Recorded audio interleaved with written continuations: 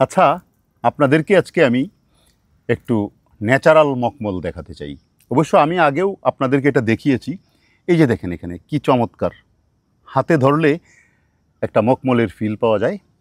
এইখানে সাধারণত টেরিস্টেরিয়াল শৈবাল, কিছু মস আছে, কিছু ছত্রাকও আছে, সাথে কিছু ফার্ন আছে।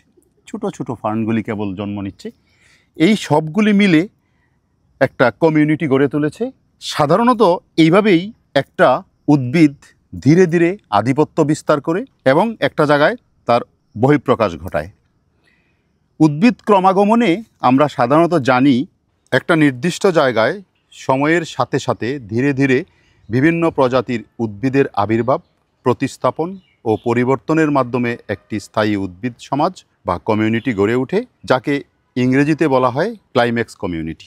এটাই সাধারণত প্ল্যান্ট সাকসেশন বা ইকোলজিক্যাল সাকসেশন, এবং এইখানে যা দেখতে পাচ্ছেন এইটাও এক ধরনের প্ল্যান্ট সাকসেশন বা ইকোলজিক্যাল সাকসেশন। দেখেন এইখানের যে পরিবেশটা কি চমৎকার। এই উদ্ভিদগুলি কিন্তু শুধুমাত্র দেয়াল গাত্রে নয়, শুধুমাত্র গাছের গাত্রে নয়, বিভিন্ন জায়গায় পুরনো মাটিতেও হয় এবং এরা প্রচুর পরিমাণে অক্সিজেন সরবরাহ করে।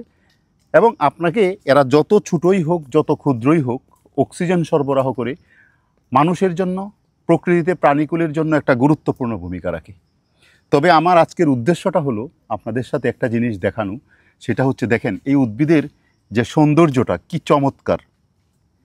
যেহেতু খুব আণুবীক্ষণিক উদ্ভিদ, এটাকে আইডেন্টিফাই করতে হলে মাইক্রোস্কোপের নিচে দিয়ে এটাকে পরীক্ষা করতে হবে, তারপরে এটার প্রজাতি শনাক্ত করা যাবে।